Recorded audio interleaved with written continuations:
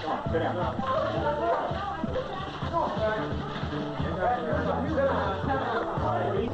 Everybody remain seated where you are.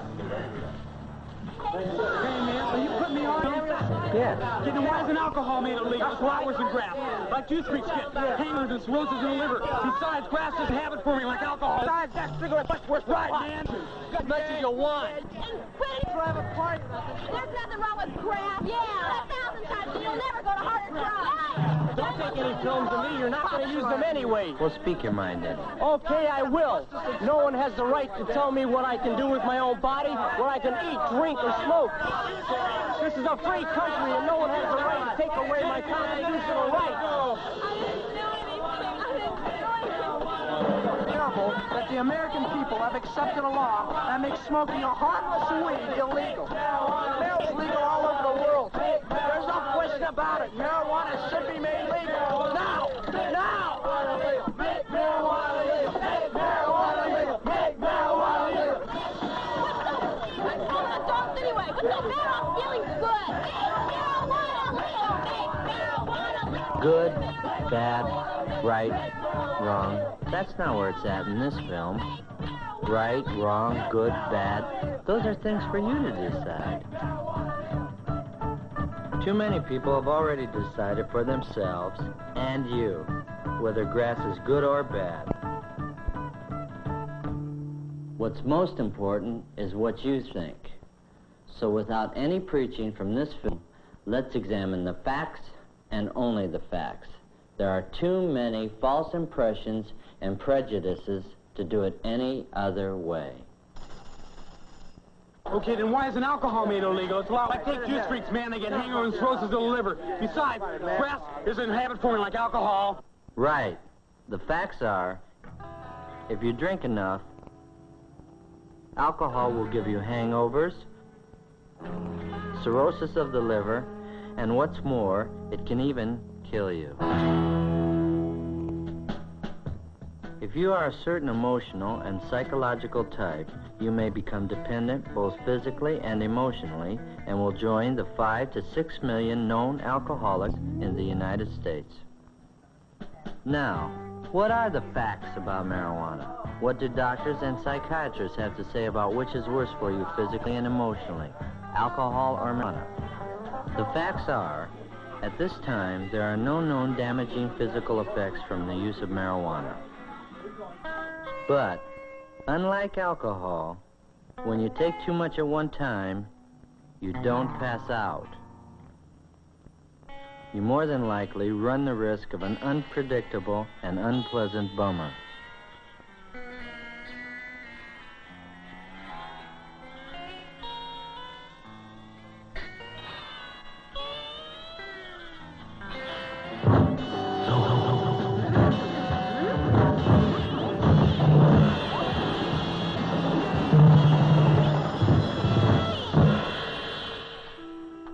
The occasional drink before dinner by adults, like the occasional use of marijuana, does not necessarily lead to an emotional dependency in the stable, mature personality. Sure, go ahead.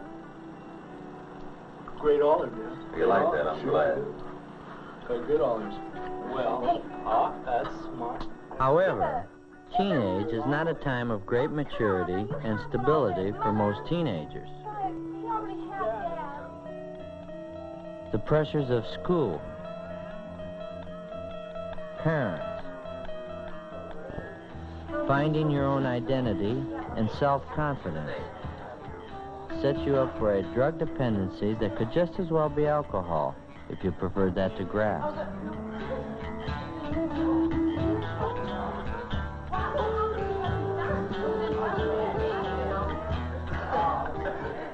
Some adults are not mature or strong enough to stand the pressures of their daily lives.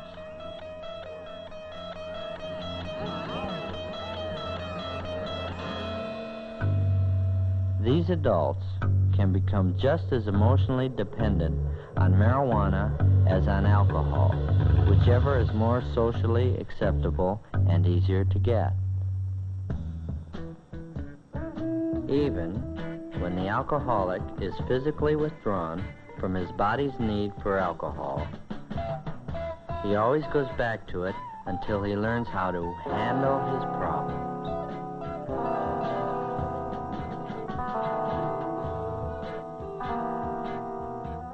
Just as the alcohol drinker who finds himself needing a drink more and more frequently is the warning sign of his dependency, so it is with the pothead. The more he needs the escape from reality or the pleasure of marijuana, the more he is becoming emotionally dependent, exactly as the square and unhip alcoholic adult does. Do two wrongs ever make one right? Cigarettes are much worse than pot, man. No one ever got cancer from pot. That's right. It's a fact. No one ever got cancer from pot. But it's also a fact that no one ever dropped out of school because they were hung up on tobacco. And no one who just finished smoking a cigarette ever forgot she was driving a car as she tripped out on the beauty of a back road nature trip.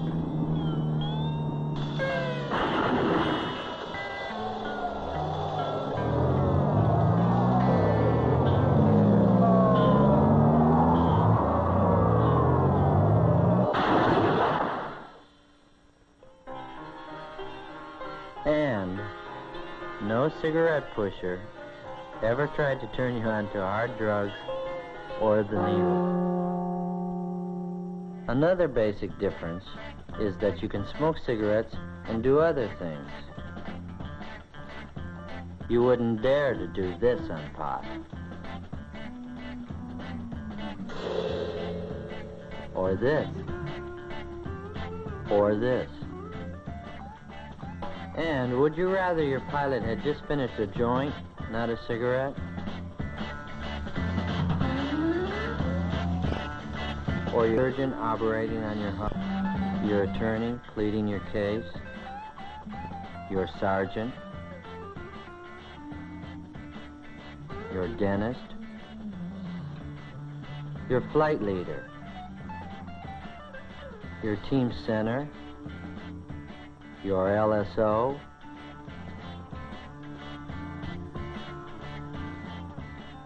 Your school bus driver? Your country's astronauts?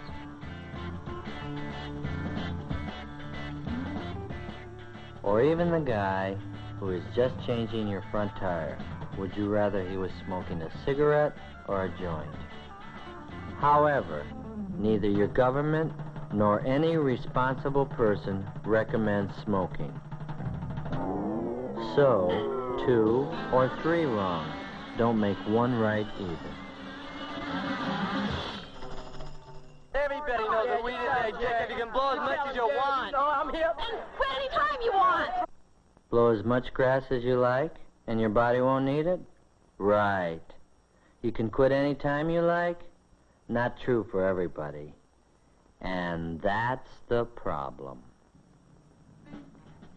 The World Health Organization of the United Nations, with its leading medical and psychiatric experts from over 100 member nations, has this to say about marijuana being habit-forming without one dissenting vote.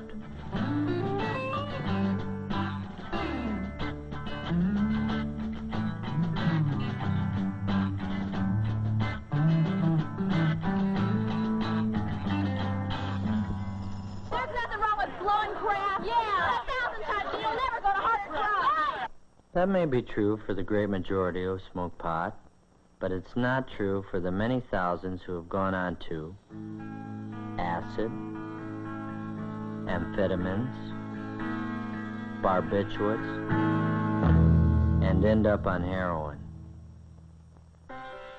However, it is not a fact that practically everyone on grass turns into a flaky drug addict. That's just not true.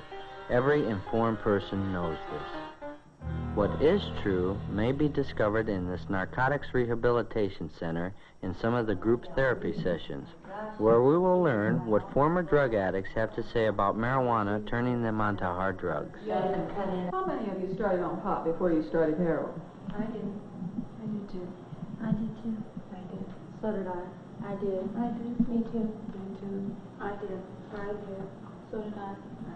I did. That means all of you have used marijuana then. Yeah. I was 11 when I first started using it. I was about 19. I think it's kind of hard to deal marijuana because it's so bulky, you know, and you have to go through the trouble of chopping it up and cleaning it. I think it's much easier to deal heroin, you know, than marijuana. Really, because, you know, all that bulk and everything, it's much easier just to have a small bag of balloon that you can carry, and then you can cut that up and get a lot more money for it. You know, and all the trouble you have to go through with it, you know, like cutting it up, especially if you get a kilo, you know, you have to cut it up, then you have to clean it, you know, and then you have to roll it and box it, you know, and can it. You know, it's just a really big hassle behind it, you know. That's why I think the dealers go on to dealing heroin and then get us to buying heroin. I think if you smoke marijuana or take pills or get loaded in any way at all, that you will be accepted into the dope world and eventually you will have contact with this environment. I definitely think that if you get loaded on marijuana, you are subjected to the environment and it does become readily available to you. That's the way it is, man. You know, when you're around a crowd and you're all smoking weed and then they start using some other drug and you go right ahead along with them and you end up using it and get higher. And then the weed isn't good enough anymore. And then you turn on to heroin, too. Most of you started smoking marijuana when you were introduced to narcotics? I did. I started smoking. Not me. For me it was, but I wanted a different high, you know. And weed wasn't good enough, and I heard that heroin and stimulants, crystals, were a better high. And that's why I went to them, you know. Yeah, I'm the same way, man. I guess a lot of people started that way. Speaking for myself, I did. I started on weed and got burned out, and I needed something stronger, so I went to heroin. Well, I started smoking weed, you know, because I was running away from something which was myself. And out of all I've run through a lot of highs trying to run away from myself: heroin, LSD, methadone. I like marijuana. I just couldn't handle it myself. I was looking for something else. I myself think really the real reason I started smoking marijuana, man, because usually I was one of the younger dudes from my neighborhood. I wanted to be accepted. I was weak, scared, and from this it led to heroin, and it's just been an endless time going to jail back and forth, man. I don't like it, and I hope nobody else will use this, not because of the fact that it's bad itself, but what it leads to, man. This is the way I feel. Well, I can only speak for myself, but I imagine some of the other dudes in here feel the same way I do about it, that some people are addictive prone to it. I mean, like myself, I can't handle it because, I mean, this is just the way I am. I use it for an escape. I did it before I came in here. I hope when I go out that I've changed, in which I feel that I have, but I'm a small minority of people that we can't handle anything, you know, like my alcohol, I can't handle that. I couldn't handle heroin. I mean, weed, because I needed something stronger to escape or anything else like that. And there's more people like me that I feel, you know. And I imagine some of the other dudes in here could go along with that. Couldn't handle liquor either. No. Yeah, it's a personality thing where there's a lot of people that can go out there. These are the files of the Research and Statistics Office of this Narcotics Rehabilitation Center. It's like out of 100 drawers, 95 of them are filled with file folders of people who have started on marijuana. The rest started on glue, pills, alcohol, and a few on heroin itself. A more accurate percentage is 78% of the inmates started on marijuana. However, what the computer doesn't say is, There's certain kind of people that'll avoid taking care of business and will turn to grass when they get hung up and forget about everything else they're supposed to do when they're behind grass. Marijuana doesn't, it's not addictive, but by using it, you you don't do the things that you should do. For instance, like in school, you try to do the things that you have to do in school, but your mind is not all there. You understand? Nobody can tell me what to do with my own body, what I can eat, drink, or smoke. This is a free country, and nobody has the right to take away my constitutional rights. That could be a fact if you were the only one affected by what you do. But the Constitution and the laws that came out of it were designed to protect the individual and the group from irresponsible individuals, which is why there are speeding laws, building safety laws, pure food laws, pure drug laws, laws to protect your money, laws to protect children, laws to protect the aged, and even a law to protect you from taking your own life.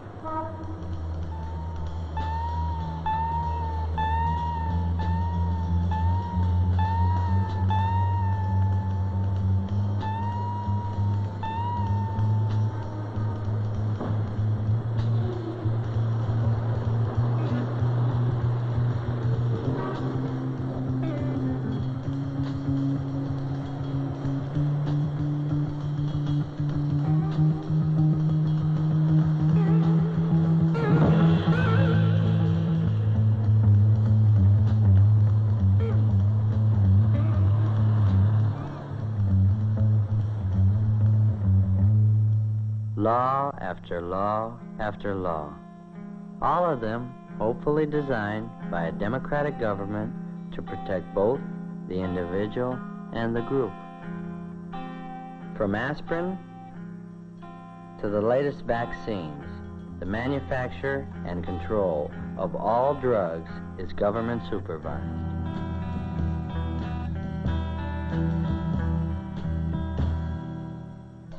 Would you really want it any other way? Like without government supervision?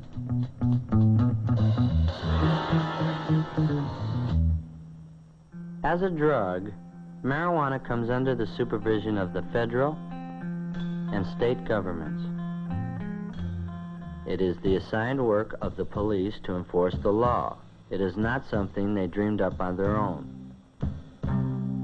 From the Ten Commandments to the Constitution, man has made laws to protect him from hurting himself in the common interest of the group called society.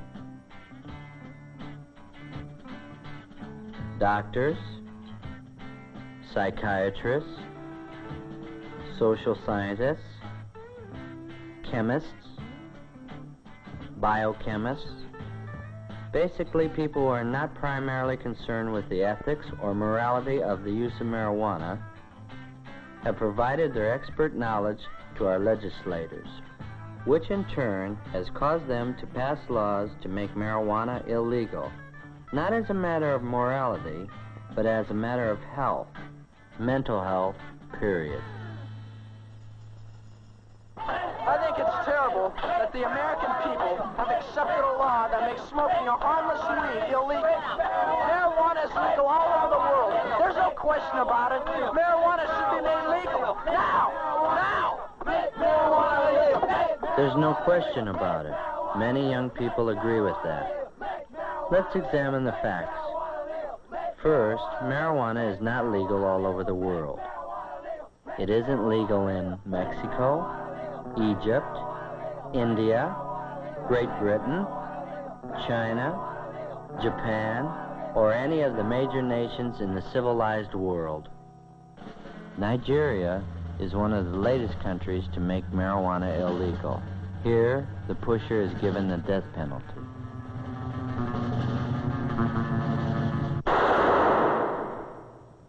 Though each year more and more teenagers commit crimes while up on grass, this is not the major problem.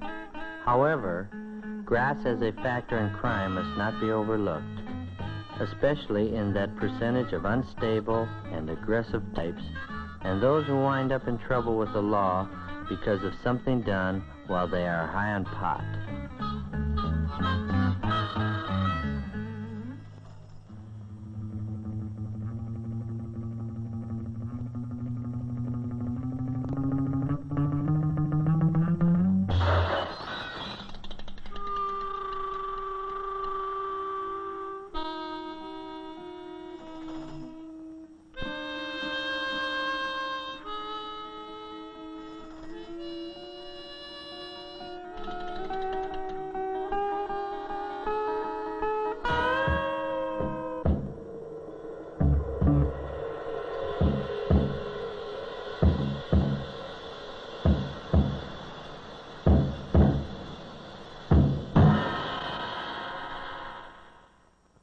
Too many average and decent teenagers smoke pot without committing crimes, except for the illegality of the sale, possession, or the use of it. So, why not make it legal? Why not bring it out in the open and make it legal in America? It's just that there are too many unstable people in America who would become emotionally dependent on marijuana and end up as non-functioning weed heads.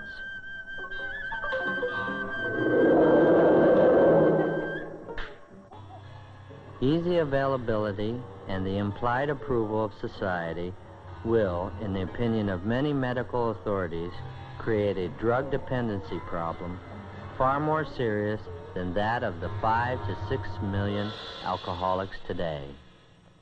If the acknowledged effect of marijuana is much greater than alcohol, it becomes easy to see why the emotionally unstable and immature may turn to marijuana in even greater numbers than to alcohol, and eventually go to more dangerous drugs in the form of LSD, pills, and heroin.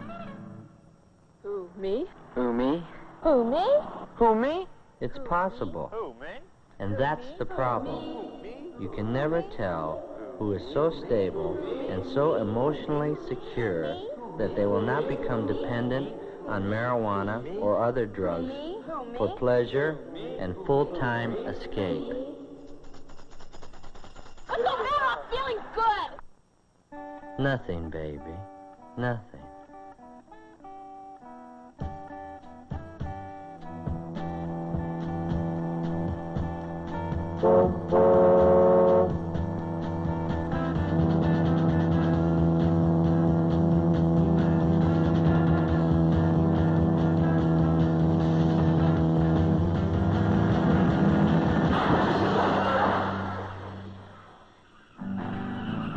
Years ago, only the criminal and socially deprived blew grass or used heroin. Today, the nicest people may be on grass. Why is that a fact? I took it on a dare. But only kids take dares. I dare ya! Come on! Jump! I did it! Jump! Come on, jump! I did it! Jump!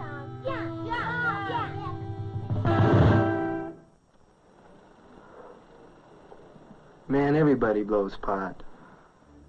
But everybody doesn't blow. I don't want it, man. I don't want it.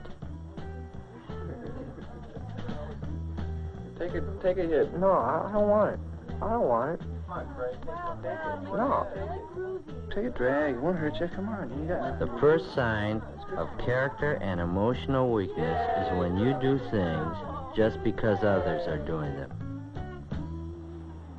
When I'm high, it enhances my creativity. This is the same subject matter and painter for both paintings. One was painted before going up on weed, and the other while high on weed. Can you see any significant creative difference? When I'm high, it enhances my creativity. The artist thinks he's being more creative, but do you see it in his work? To some extent, the very inhibited person may feel a greater freedom to be creative, but this doesn't mean he will have the necessary talent to be so. It really makes me understand myself. If you don't understand yourself when you're down, then there's no logical or scientifically accepted reason that you will when you're high. Besides, while you're up on grass, you may tell yourself only what you want to know, if you are lucky enough not to be on a bad trip and discover a frightening thing about yourself at that time.